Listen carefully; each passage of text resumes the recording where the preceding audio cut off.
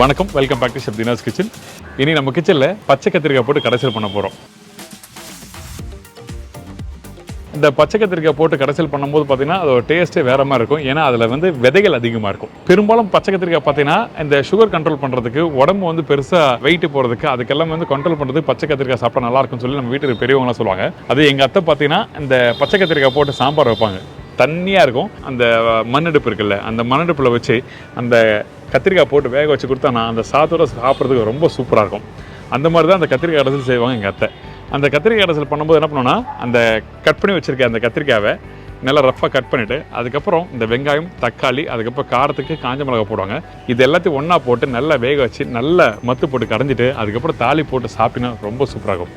நீங்கள் இந்த கத்திரிக்காய் கடைசல் பார்த்தீங்கன்னா சாதத்துக்கு மட்டும் இல்லை, இட்லிக்கு தோசைக்கும் ரொம்ப சூப்பராக இருக்கும். சாதத்துக்கு பார்த்தீங்கன்னா நீங்கள் வந்து கொஞ்சம் காரம் கூட இருக்கணும், அதே டைம் புளிப்பு ஒரு கல் கூட இருந்தால் தான் நல்லாயிருக்கும்.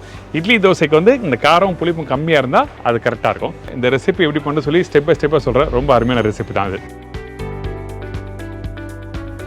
இந்த கத்திரிக்காய் கடைசியில் பார்த்தீங்கன்னா இந்த பச்சை கத்திரிக்காய் எடுத்துங்க. அதுக்கப்புறம் மேலே காம்பை கட் பண்ணிட்டு ரஃப்பாக கட் பண்ணுங்கள். எப்பவும் போல் கத்திரிக்காயும் வெங்காயத்தையும் நீங்கள் பொடிசாக கட் பண்ணுவீங்களா, அந்த மாதிரிலாம் தேவையில்லை. 1/4 இல்லை 1/6 கட் பண்ணிவிட்டு அதுக்கப்புறம் கட் பண்ணது எல்லாத்தையும் உடனே எடுத்து தண்ணியில் போட்டுருங்க. நார்மலாக பார்த்தீங்கன்னா கத்திரிக்காய் வந்து தண்ணியில் போட்டால் தான் கலர் மாறாமல் இருக்கும். அதுவும் சீக்கிரமாக போடணும். இந்த பச்சை கத்திரிக்காய் சீக்கிரமாக கலர் மாற ஆரம்பிக்கும். சரிங்களா? இந்த மாதிரி போட்டு முடித்த பிறகு அதுக்கப்புறம் ஒரு மண்சட்டி எடுத்து நம்ம என்ன பண்ணுறோன்னா, அந்த மண்செட்டில் வந்து நம்ம கட் பண்ணி வச்சிருக்க அந்த கத்திரிக்காய் எல்லாத்தையும் ஒன்றா போடுறோம். அதாவது கத்திரிக்காய் பார்த்தீங்கன்னா கரெக்டாக 1/2 கிலோ கத்திரிக்காய் போட்டிருக்கேன். அதுக்கப்புறம் பெரிய சைஸ் வெங்காயம் வந்து ஒரு 3 வெங்காயம், அதோட பெரிய சைஸ் தக்காளி வந்து 3. இது எல்லாத்தையும் ஈக்குவல் குவான்டிட்டியாக போட்டிருக்கேன். இதுக்கப்புறம் கொஞ்சம் பச்சை கருவேப்பிலை, பூண்டு பார்த்தீங்கன்னா ஒரு 20 பல்லு, எக்ஸ்ட்ரா கூட ஒரு 5 பல்லு போடலாம், ஒன்றும் தப்பு இல்லை. இதுக்கப்புறம் காரத்துக்கு ஏற்ற மாதிரி இந்த காஞ்ச மிளகாய், நான் காஞ்ச மிளகாய் 20 காஞ்ச மிளகாய் விதை எடுத்த காஞ்ச மிளகாய் போட்டிருக்கேன். சரிங்களா? இதுக்கப்புறம் புளிப்பு தன்மைக்கு ஏற்ற மாதிரி ஒரு நெல்லிக்காய் சைஸில் புளியை போட்டிருக்கேன். கொஞ்சம் உப்பு, ஒரு 1/4 டீஸ்பூன் வந்து மஞ்சத்தூள், அதோட குழம்புத்தூள். இந்த குழம்புத்தூள் பார்த்தீங்கன்னா ஒரு 2லேருந்து 2 டீஸ்பூன் போட்டிருக்கேன். இந்த குழம்புத்தூள் எப்படி ரெடி பண்ணுறது சொல்லி நம்ம சேனல் ஆல்ரெடி போட்டிருக்கேன். அதோட லிங்க்கும் உங்களுக்கு நான் தரேன். இதுக்கப்புறம் கொஞ்சம் கடலெண்ணெய், கொஞ்சம் கொத்தமல்லி, அதுக்கப்புறம் தண்ணி ஊற்றி நல்லா தாராளமாக நல்லா வேக வச்சுருங்க. அதே டைமில் அதிகமான தண்ணியே வேண்டாம். சரிங்களா?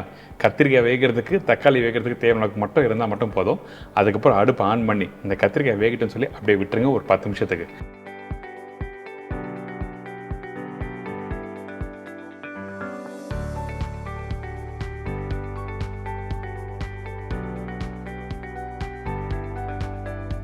அதுக்கப்புறம் பார்த்தீங்கன்னா இந்த காஞ்ச மிளகாவும் இந்த கத்திரிக்காய் வெங்காயம் தக்காளி நல்லா வதங்கி, அதாவது நல்லா சுருங்கி வரும்.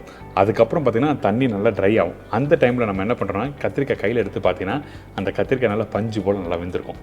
இந்த மாதிரி வெந்த பிறகு நம்ம என்ன பண்ணுறோம், மத்து போட்டு கடையணும். வீட்டில் மத்து போட்டு கரையிறது கஷ்டமாக இருக்குன்னா நீங்கள் மிக்ஸி யூஸ் பண்ணலாம். ஆனால் மிக்ஸி யூஸ் பண்ணும்போது என்ன பண்ணுங்கன்னா, காஞ்ச மிளகாய் எல்லாத்தையும் ஒன்றா எடுத்து ஃபஸ்ட்டு அரைச்சிட்டு அதுக்கப்புறம் வந்து கத்திரிக்காயெல்லாம் போட்டு அரைச்சா தான் உங்களுக்கு கரெக்டாக வரும். மிக்சியில் அரைக்கிறீங்கன்னா, அப்படி இல்லைனா இந்த மாதிரி மத்து போட்டு ஒரு 10 நிமிஷம் நல்லா மசிஞ்சு எடுத்திங்கன்னா ஒரு சூப்பரான கத்திரிக்காய் கடைசல் ரெடி. இந்த மாதிரி நல்லா கடைஞ்சி முடித்த பிறகு பார்த்தீங்கன்னா ஒரு தாளிப்பு கண்டிப்பாக போடணும். அந்த தாளிப்பு போட்டால் தான் அந்த கத்திரிக்காய் கடைசலுக்கு சுருக்குன்னு இருக்கும். பார்த்தீங்களா? இந்த கத்திரிக்காய் கடைசல் நல்லா கடைஞ்ச பிறகு ஒரு 10 நிமிஷம் கழிச்சு பார்த்தீங்கன்னா இந்த மாதிரி பக்குவத்தில் இருக்கும். அந்த மிளகாய், வெங்காயம், தக்காளி, கத்திரிக்காய் இதெல்லாம் வந்து ஒன்றும் பாதியாக வந்து லைட்டாக குறைன்னு அரைச்சிருப்போம். அந்த விதை அதிகமாக இருக்கும். அதனால தான் பச்சை கத்திரிக்காய் யூஸ் பண்ணியிருக்கோம். சரிங்களா?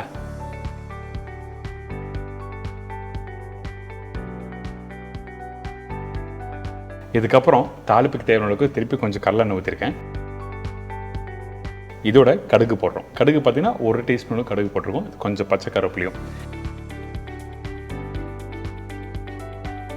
இதெல்லாம் போட்ட பிறகு நல்லா பொரிஞ்சு வரும். பார்த்தீங்கன்னா அந்த டைமில் நம்ம என்ன பண்ணுறோம், கொஞ்சமாக சில்லி பவுடர் யூஸ் பண்ணுறேன். அதாவது 1/4 டீஸ்பூன். எதுக்காக சில்லி பவுடர் போடுறேன்னா, கலர் நல்லா எடுத்து கொடுக்கும். அதனால சில்லி பவுடர் போட்டிருக்கோம். அதுக்கப்புறம் ரெடி பண்ணி வச்சுருக்கேன் அந்த கத்திரிக்காய் கடைசியில் வந்து இதில் போட்டு நல்லா மிக்ஸ் பண்ண ஆரம்பிங்க.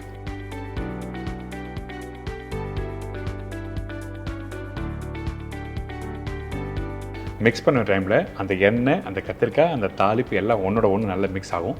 அதே டைமில் கொஞ்சமாக தண்ணி ஊற்றி நல்லா ஒரு 2 நிமிஷம் நல்லா குக் பண்ண ஆரம்பிக்கிறோம். ரொம்ப நேரம் குக் பண்ண வேண்டாம், கொஞ்சம் குக் பண்ணால் மட்டுமே போதும். அதுக்கப்புறம் சுட சுட நான் ஏற்கனவே சொன்ன மாதிரி இட்லிக்கு, தோசைக்கு, ரைஸோடு சாப்பிட்டோன்னா பிரமாதமாக இருக்கும்.